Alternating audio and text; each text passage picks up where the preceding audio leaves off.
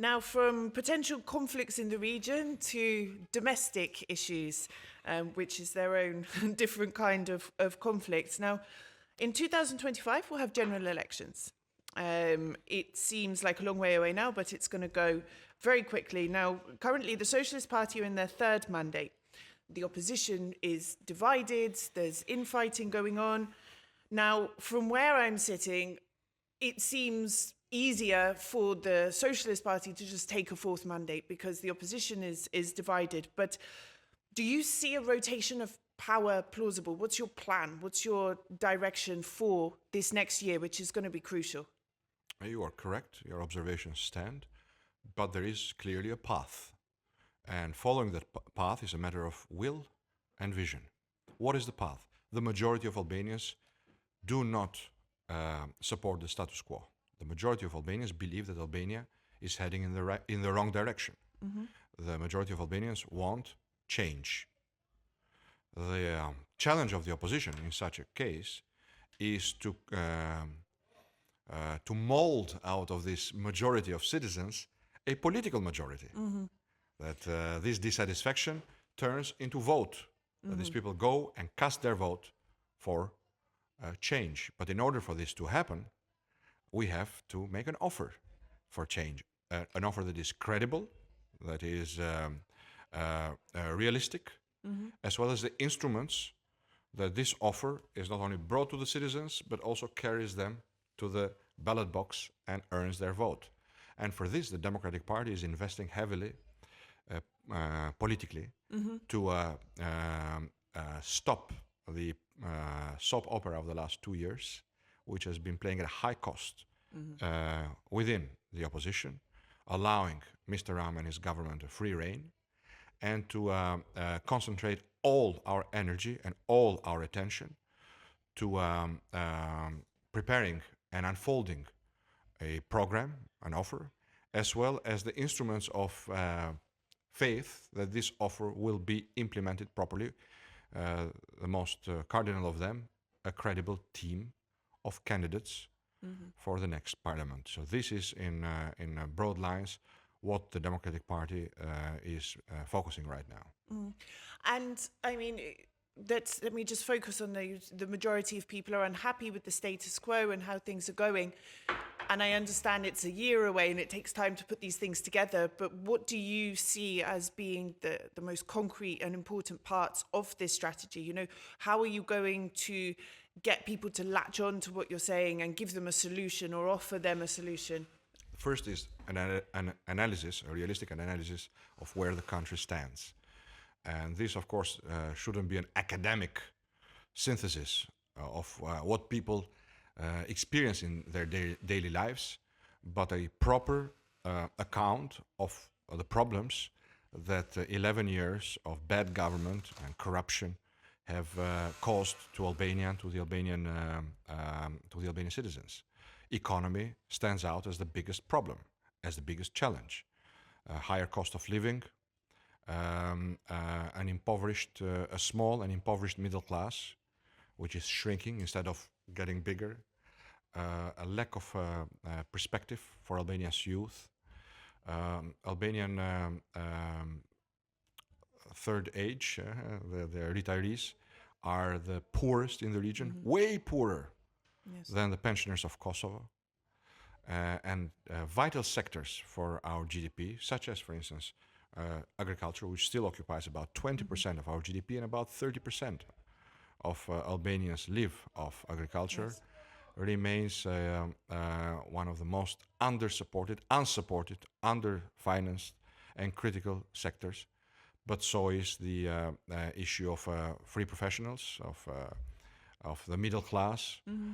Education, healthcare. All of these issues are currently being looked at by the best experts that we have, sometimes in cooperation with Western experts from the US, from Germany, who are helping us devise the best analysis and the best solutions for these problems. Mm-hmm. Ultimately, because this is a big topic, and I would love to come back here and talk about these separate domains that make part of this entire vision. But ultimately, what we're aiming at is to end 34 years of transition, of politics that has slowly lost its human soul and has usurped Albania's institutions and uses them for its own benefit and enrichment, and create the basis for a new political culture, a political culture that has a human face and a human soul to start with, that considers it its most sacred duty to return Albania's institutions to the citizens and to return these institutions under the law instead of using the state as a private property of the ruling party. And this is also a precondition to allow Albania to enjoy the full potential, in particular in the economic field. And I believe Albania has a tremendous potential to allow especially not only agriculture. the current population. I see in the south, I've seen, piles of apples rotting by the side of the road. So much goes to waste. Yeah. People don't know how to mobilize. I've interviewed people producing herbs who say we have so much demand, we can't keep up with it, but we can't expand our business because X, Y, Z. But, it's interesting, and I've said this before, when I hear you talk about policies and what you want to do and you want to help the working class, the middle class, etc., your party is a centre-right party. You're affiliated with the EPP. Yes. But often, and I say this for as long as I've been in Albania and have heard you speak about various things, your policies seem more left in some ways. Is that a product of an Albanian situation? Or how do you explain it? Because I'm not the only one who's said it as well. Well, I understand where the confusion comes from. But let me say, when it comes to fundamental issues of what the government should look like, our position is fully in line with the values and principles and beliefs of the family we are part of, the EPP. European People's Party. We believe in a small government. We believe in flat tax. We believe Albania should have flat tax and should have the lowest level of flat tax compared to other countries in order to create a competitive environment. But not only that, we know that flat tax fights informality. Yes. We know that, paradoxical as it may sound, we have empirical proof that once flat tax has been introduced, there is a higher rate of collection. Yes. Because a lot of people are giving up the temptation to work with to double accounting. A lot of companies. So we believe in small government. We believe in low taxes. We believe in the power of the individual versus the power of government. But there are areas, yes, you're right, where we believe the government must lead. You mentioned apples rotting, onions, potatoes rotting. This is a government failure. This is not the failure of farmers.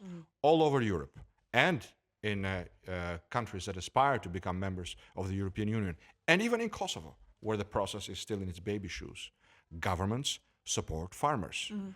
Albania is the only country that does not support farmers.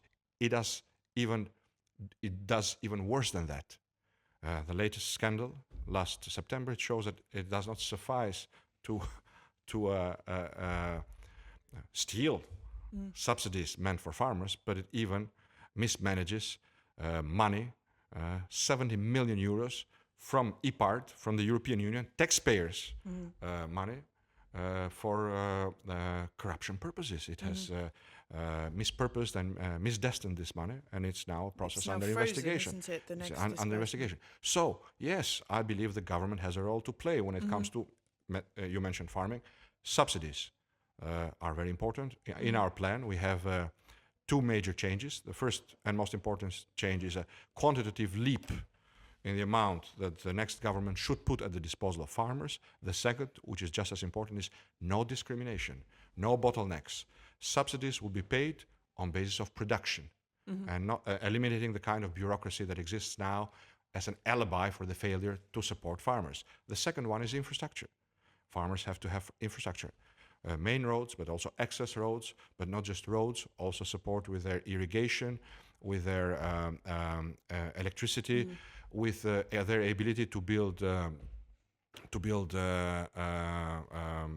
storage facilities, to build facilities that can help turn apples into marmalade. Yes, yeah. Instead Or of being cider. thrown away. Yeah. So infrastructure needs to be a priority and Yes. will be a priority in our plan in terms of government input, government investments. And the third pillar in our proposal for farmers, since we're talking about farmers, is access to markets.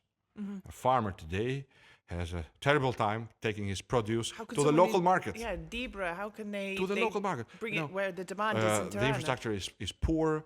There are hordes of police and inspectors waiting around the corner to find them, to stop them, to return them, without the produce ever reaching the local market. Yes. Leave alone major markets or Tirana market. Leave alone regional markets or the European market, where it has been the failure of both the ruling party and us in the past to create the proper infrastructure to certify Albanian products so that Albanian olive oil can reach the European market as Albanian olive oil, Yes. instead of huge quantities, last year in particular, reaching the European market as relabeled. Italian or Greek or Serb olive oil, with huge margins of profit being taken away from Albanian farmers, and the same for other products. So yes, I believe here government has a role to lead. It cannot just sit back and let the market forces work, because everywhere in Europe and the United States, farmers, by virtue of their the specific nature of their activity, must, and as far as we are concerned, will have